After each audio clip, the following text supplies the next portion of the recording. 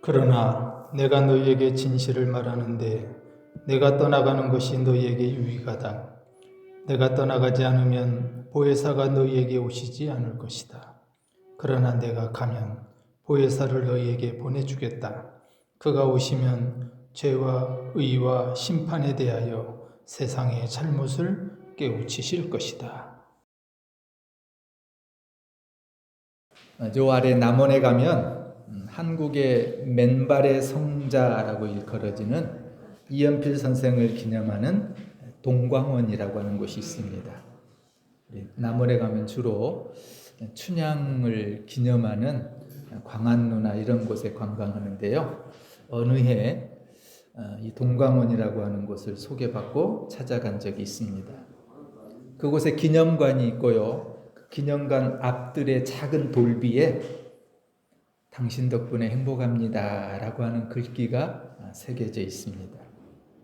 이연필 선생은 한국의 첫 영성가로 일컬어지는 이세종 선생이라는 유명한 뛰어난 영성가가 계십니다. 그 이세종 선생이 제자입니다.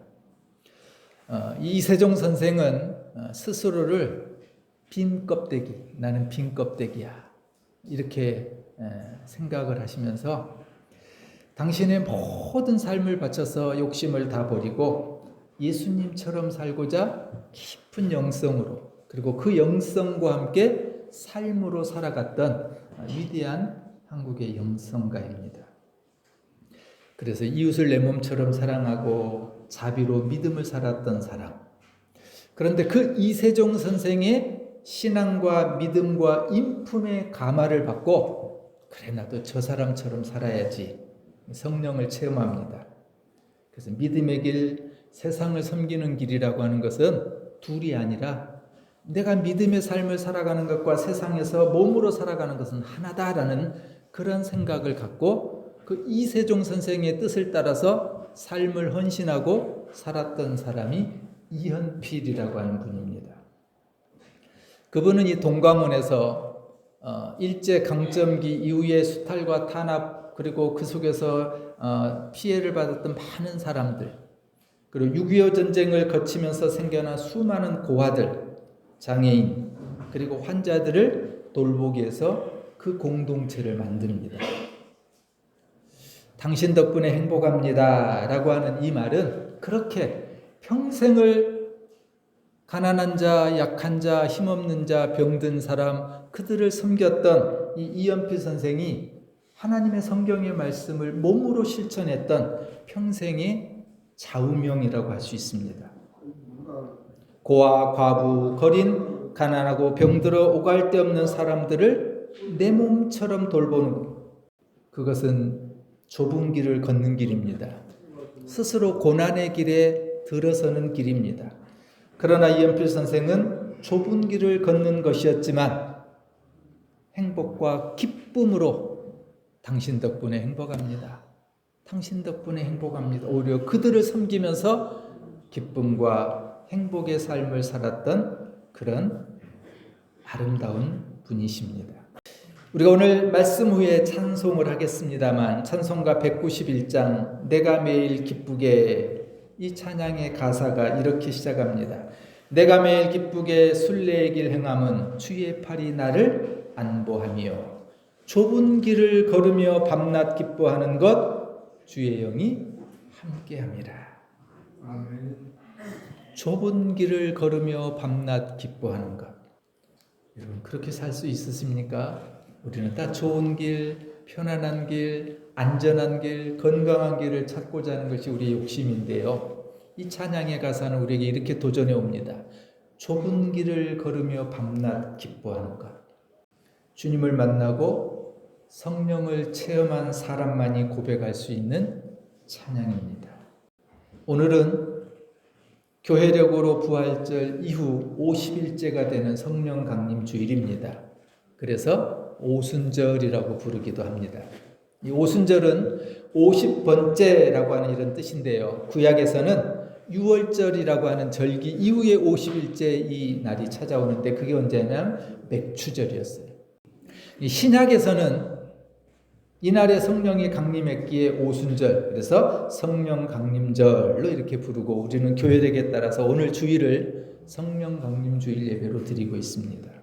성령 강림절은 성령의 능력이 강림한 날로 초대교회가 시작한 날이기도 하고요. 그런 의미에서 기독교 역사에서 매우 의미 있는 절기입니다. 우리가 잘 아는 것처럼 성령 강림절의 기원은 사도행전 2장에서부터 시작합니다. 예수님께서 승천하신 후에 제자들은 예수님의 약속대로 성령을 기다리며 마가의 다락방에 모여 함께 기도합니다. 사도행전 2장 1절이 이렇게 기록합니다. 오순절이 되어서 그들은 모두 한 곳에 모여 있었다. 바로 그 순간 하늘로부터 급하고 강한 바람 같은 소리가 들리고 불의 혀같이 갈라지는 것이 각 사람 위에 임하게 됩니다. 그날 제자들은 성령으로 충만함을 받고요. 각 나라의 말로 방언을 말하기 시작합니다. 이를 통해서 수많은 사람들이 예수를 알게 하고 예수를 듣게 하고 복음을 만나고 회개하고 예수를 믿게 됩니다. 성령이 내려온 이 사건은 이후에 교회가 시작되고요. 기독교 역사에서 결정적인 전환기를 맞이합니다. 이렇게 찾아오신 성령님은 과연 어떤 분이실까요? 성경은 다른 많은 이름들과 함께 이 성령이 보혜사라고 이렇게 소개합니다. 요한복음 14장에 15장에 또 16장에 계속해서 이 보혜사가 반복되어 등장합니다. 보혜사라고 하는 이 성령의 또 다른 이름은 지킬보, 은혜해, 스승사라고 하는 이런 한자로 되어 있죠. 근데 국어사전에 찾아보니까요, 이 보혜사라고 하는 이 단어를 어떻게 설명하냐면 성부, 성자와 함께 성삼 위에 하나, 매우 간단하게 되어 있더라고요. 보혜사라고 하는 이 단어는 성경에서 성령 하나님을 표현하는 매우 귀중한 단어입니다. 헬라어로 그것을 파라클레토스라고 하는데요. 이걸 번역하면은 위로자, 상담자라는 뜻이 성령이라고 하는 단어에 포함되어 있습니다. 성령님은 우리를 위로하시는 분, 우리를 상담해 주시는 분, 그래서 지키시고 보호하시고 도와주시는 분. 성경이 이렇게 기록하고 있는 보혜사 성령은 항상 하나님의 백성들을 지켜주시고 은혜로 보호해 주시고 그리고 우리를 도우시며 참 스승이 되어주시는 분을 말하고 있습니다. 사랑하는 여러분, 오늘 성령 강림 주일 예배에 드리시는 사랑하는 모든 여러분, 이 성령이 여러분 가운데 충만하기를 소원합니다. 아멘. 예수님은 이렇게 말씀합니다. 요한복음 16장 7절에서 내가 떠나가는 것이 너에게 유익하다. 그러나 내가 너에게 진실을 말하는데 내가 떠나가는 것이 너에게 유익하다. 내가 떠나가지 않으면 보혜사가 너에게 오시지 않을 것이다. 그러나 내가 가면 보혜사를 너희에게 보내주겠다. 이렇게 찾아오신 성령님은 우리 가운데 어떤 일을 하실까요? 크게 5가지만 간략하게 먼저 찾아보겠습니다. 첫째, 말씀을 가르치고 생각나게 하십니다. 그러나 보혜사 곧 아버지께서 내 이름으로 보내실 성령께서 너희에게 모든 것을 가르쳐 주실 것이며 생각나게 하실 것이다. 사랑하는 여러분, 성령님이 이 땅에 오셔서 우리 가운데 오셔서 우리를 찾아오셔서 우리 인생 가운데 오셔서 하시는 일입니다. 두 번째는요, 우리의 잘못을 성령님은 깨우쳐 책망 깨닫게 해주신대요. 요한복음 16장 7절 이해합니다. 보혜사를 너희에게 보내주겠다. 그가 오시면 죄와 의와 심판에 대하여 세상의 잘못을 깨우치실 것이다. 이렇게 살면 안 되지. 정신 차리고 마음을 다시 결단하고 헌신하고 다짐하게 하는 분, 이분이 성령님이 하시는 일입니다. 세 번째는요, 진리 가운데로 우리를 인도하시는 분입니다. 요한복음 16장 13절에 그러나 그분 곧 진리의 영이 오시면 그가 너희를 모든 진리 가운데로 인도하실 것이요 앞으로 올 일을 너희에게 알려주실 것이다. 여러분, 앞날이 캄캄하십니까? 내일을 알 수 없습니까? 성령님을 의지하시기 바랍니다. 그분은 우리 앞길을 알고 계십니다. 네 번째, 성령이 우리 인생 가운데 찾아오셔서 하시는 일은 예수 그리스도를 증언하게 하십니다. 요한복음 15장 26절입니다. 내가 아버지께로부터 너희에게 보낼 보혜사 곧 아버지께로부터 오시는 진리의 영이 오시면 그 영이 나를 위하여 증언하실 것이다. 다섯 번째는요, 거듭나게 하십니다. 그래서 우리를 하나님 나라로 들어가게 하십니다. 요한복음 3장 3절과 5절입니다. 예수께서 그에게 말씀하셨다. 내가 진정으로 너에게 말한다. 누구든지 다시 나지 않으면 하나님 나라를 볼 수 없다. 성경은 기록합니다. 예외 없습니다. 누구든지 거듭나지 않으면, 누구든지 새로 나지 않으면. 예수께서 대답하셨다. 내가 진정으로 너에게 말한다. 누구든지 물과 성령으로 나지 않으면 하나님 나라에 들어갈 수 없다. 우리가 성령을 사모하고요, 성령의 충만함을 받아야 되는 이유입니다. 사랑하는 여러분, 이 성령을 사모하시기 바랍니다. 그분의 생각과 계획과 마음과 뜻 가운데서 우리에게 찾아오시지만, 우리 인생 가운데 다가오시지만, 우리의 마음속에 늘 찾아와 계시고 두드리시지만, 그러나 우리의 몫이 있습니다. 그 성령을 사모하시기 바랍니다. 그리고 그 성령을 기대하시기를 바랍니다. 왜냐하면요, 성령이 우리 가운데 역사하지 않으면요, 우리는 아무 소용이 없습니다. 여러분, 우리가 살아와 봤잖아요. 우리가 예수 믿고 경험해 봤잖아요. 성령 없이 여러분 살 수 있던가요? 하나님의 도우심 없이 여러분 한 걸음이라도 나아갈 수 있던가요?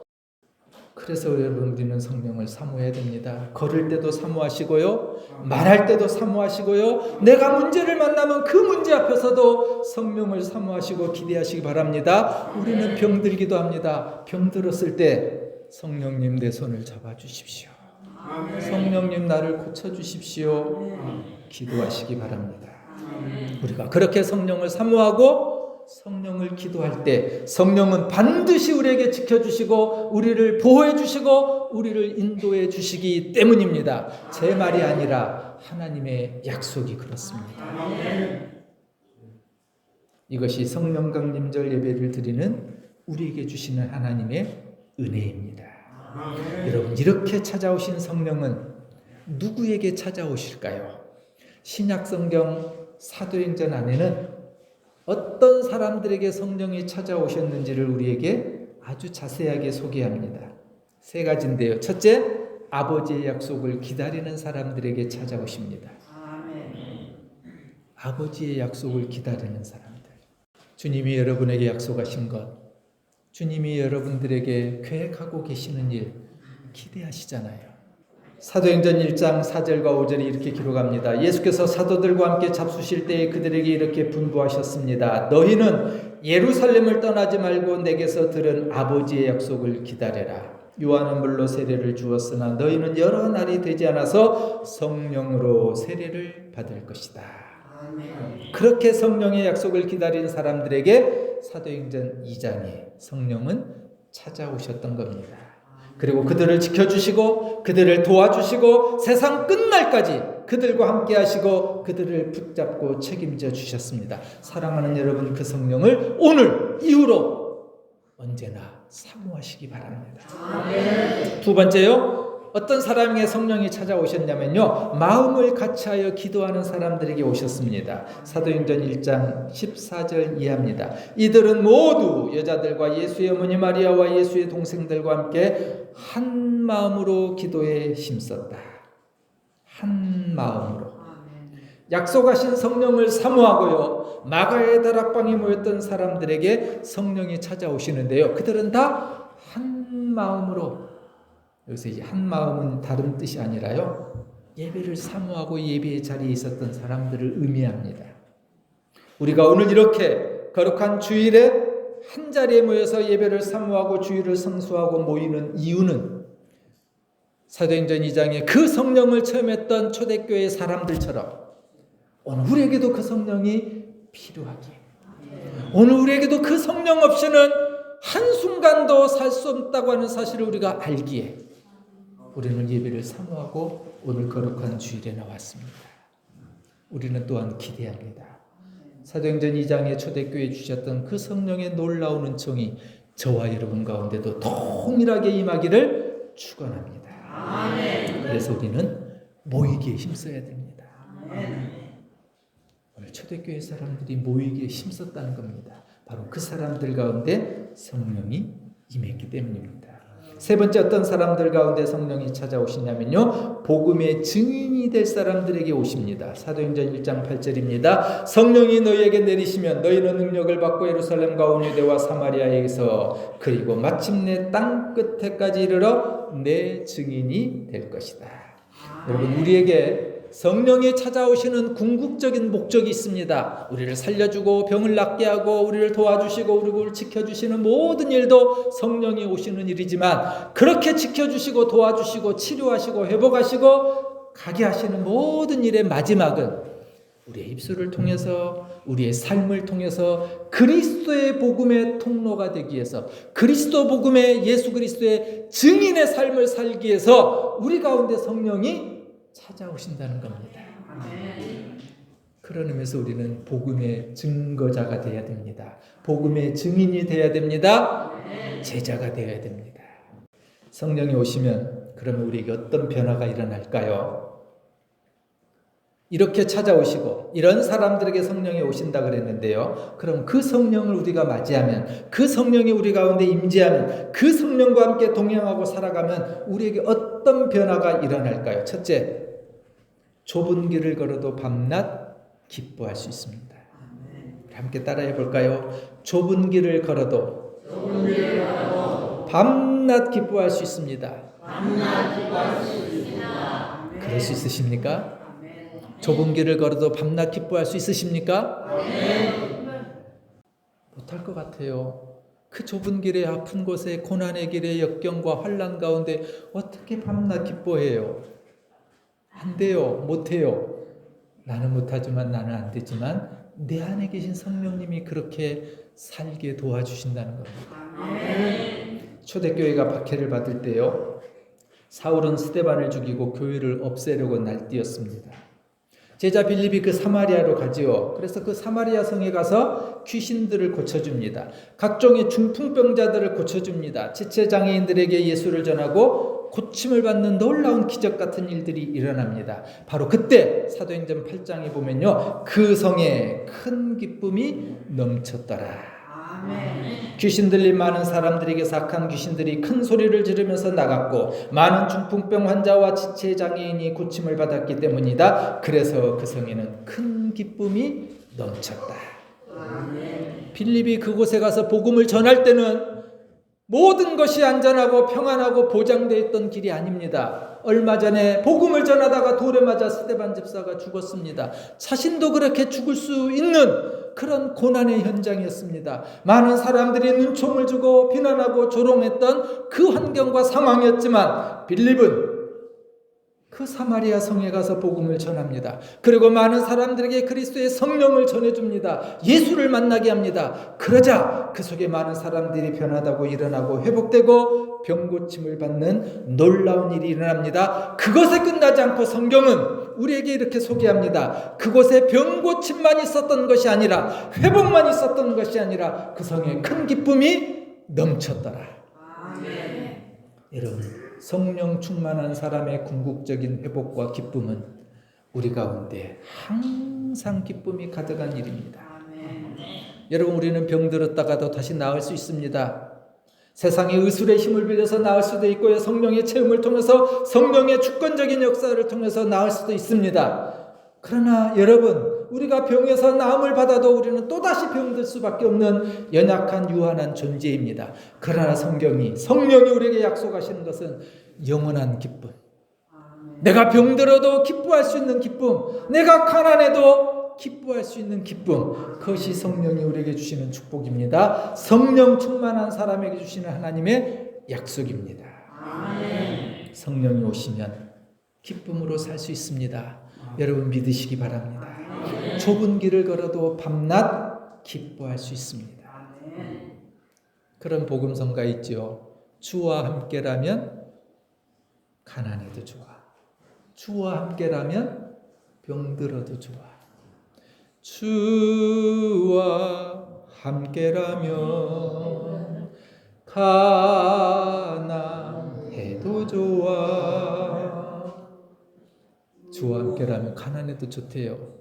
주와 함께라면 병들어도 좋대요. 왜요? 비록 가난하고 비록 병들었지만 내 안의 기쁨을 빼앗을 수 없기 때문입니다. 사랑하는 여러분, 주의 영이 함께함으로 성령이 함께함으로 삶의 기쁨이 떠나지 않고 나의 믿음의 생기가 가득하시기를 소원합니다. 주의 영이 함께함이라 성령이 함께함으로 가정마다 세상이 줄 수 없는 기쁨, 세상에서 할 수 없는 그 감동이 넘쳐나기를 축원합니다. 성령이 이렇게 찾아오신 우리에게 일어난 두 번째 변화가 있습니다. 교회는 세상의 소망이 될 수 있습니다. 우리 한번 해봅시다. 교회는 세상의 소망이 될 수 있습니다. 교회의 영향력이라고 하는 건데요. 사도행전 2장 44절 볼까요? 2장 앞부분에 성령이 임하시고 그 성령 안에 놀라운 체험을 한 사람들이 44절에 가서 이런 변화의 모습을 성경이 소개합니다. 믿는 사람은 모두 함께 지내며 모든 것을 공동으로 소유하였다. 그들은 재산과 소유물을 팔아서 모든 사람에게 필요한 대로 나누어 주었다. 성령의 역사는 모든 것을 새롭게 하고요, 세상을 변화시키는 능력이 있었습니다. 사도행전 2장에 마가 다락방에 모인 사람들에게 성령이 찾아왔을 때 모두 성령으로 충만했고 그것으로 끝난 것이 아니라 그들에게 놀라운 삶의 변화들이 일어났다는 겁니다. 함께 지내고요, 공동으로 소유하고요, 각 사람에게 필요한 대로 나누어주는 기적 같은 일들이 일어났습니다. 예수 믿는 우리가요, 가정과 이웃과 세상에서 영향력을 줄 수 있어야 되는 것, 그것이 성경이 말하는 온전한 성도입니다.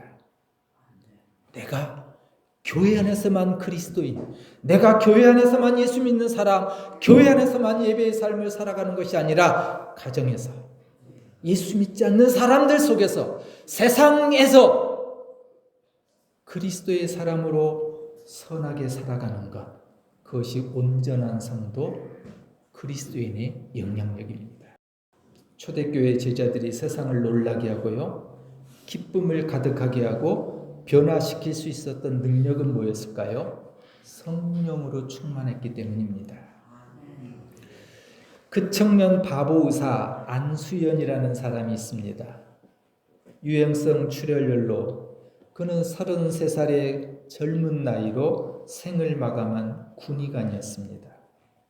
그가 떠나간 후에 그의 생애를 비로소 발견하기 시작한 사람들에 의해서 만들어진 책, 안수연이라는 사람이 쓴 책이 아니라 그를 사랑하고 그의 영향력 가운데 그를 기억하는 사람들이 쓴 책이 그 청년 바보 의사라는 책입니다. 그의 삶의 이야기는 장례식에서부터 시작됩니다. 그 이전까지 세상의 사람들이 그를 알지 못했습니다. 그러나 장례식이 있고 난 이후에 서서히 사람들이 안수연이라는 사람을 입에 떠올리게 됐습니다. 영락교회 청년부 출신이었습니다. 그의 장례식은 한경직 목사님의 장례식 이후로 가장 많은 사람들이 조문한 그런 장례식으로 유명해졌습니다. 사람들은 놀라기 시작합니다. 아니, 젊은 의사 하나가 죽었는데 왜 이렇게 많은 사람들이 찾아오지? 그런데 놀라운 것은요, 신비스러운 것은 그 조문하러 찾아온 사람들이 서로를 알지 못해요. 다 낯선 사람들이에요. 어떤 할아버지가 이 젊은 안수연이라고 하는 이 의사의 영정 앞에서 이렇게 말합니다. 나는 이 청년 의사가 근무하던 병원 앞에서 구두를 닦던 사람입니다. 이 청년은 구두 닦을 일이 없으면서도 괜히 와서 구두를 닦고 필요 없이 돈을 더 많이 주고 내 손을 만지면서 할아버지 춥지 않습니까? 식사는 하셨어요? 할아버지 외롭지 않으세요? 외로우시면요, 하나님 믿으세요. 하나님의 할아버지를 사랑하시거든요. 그러면서 예수님을 소개해주고 나를 붙들어주고 기도해준 사람입니다. 이 젊은 의사 안수연의 영정사진 앞에서 오열하던 한 아주머니는 이렇게 말합니다. 나는 이 의사가 근무하는 병원의 세탁부입니다. 내가 세탁 카트를 끌고 갈 때 아무도 나에게 관심을 가진 사람이 없었지만 이 청년 의사는 나를 지나치는 법이 없었습니다. 걸음을 멈추고 아주머니 천천히 하셔도 돼요. 요즘 얼굴이 안 좋으시네요. 어디 아프세요? 그리고 약도 갖다 주고 나를 위해 기도해 주고 하나님의 사랑을 전해 주었습니다. 안수연 이 젊은 의사가 근무하던 병원에 어린 환자가 어느 날 입원했습니다. 안수연은 이 어린 환자에게 그런 약속을 합니다. 너가 건강하게 다시 태어나면 내가 선물 하나 사줄게. 그런데 이 어린 환자 집안이 어려워서요. 몰래 퇴원해 버렸습니다. 안수연은 자신이 가지고 있는 병원의 차트를 뒤적여서 어린 환자의 주소를 찾아냅니다. 그리고 저 멀리 지방까지 조그만 선물 하나를 들고 자신이 했던 그 약속을 지키기 위해서 다녀오는 바보 같은 의사였습니다. 예수님은 나의 삶의 중심. 예수님은 나의 삶의 중심. 내가 예수님처럼 생각하고 예수님처럼 말하고 예수님처럼 살아가야지. 이게 젊은 의사 안수연의 33살을 짧은 인생을 살았지만 자신의 삶의 모토였다고 합니다. 왜 이것이 가능했을까요? 왜 이 사람에게는 그런 삶이 가능했을까요? 성령 받은 사람이었기 때문입니다. 성령 받은 사람은 달라야 합니다. 성령 받은 사람은 세상을 놀라게 하는 사람입니다.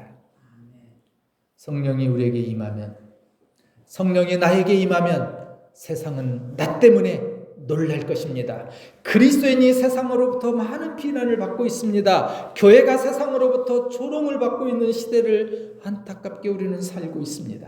그러나 우리가 세상을 변화시키고 세상에 기쁨이 가득하도록 할 사람은 성령 충만한 사람입니다. 그런 의미에서 저와 여러분이 성령 충만하기를 소원합니다. 성령을 사모하시기 바랍니다. 성령을 기대하시기 바랍니다. 성령님께 기도하시기 바랍니다. 성령님, 나에게도 성령이 필요합니다. 하나님, 내게 성령을 부어주시옵소서. 하나님, 내가 성령 없이는 살 수 없습니다. 그래서 나 때문에, 내가 살아가는 삶의 흔적 때문에 세상이 놀라는 일, 세상에 기쁨이 가득한 일, 좁은 길을 걸어도 밤낮 기뻐하는 것, 그 성령이 저와 여러분 가운데 충만해서 도우시고 보호하시고 인도해 주시는 주 성령 하나님의 은총이 우리 가운데 충만하시기를 주의 이름으로 축원합니다.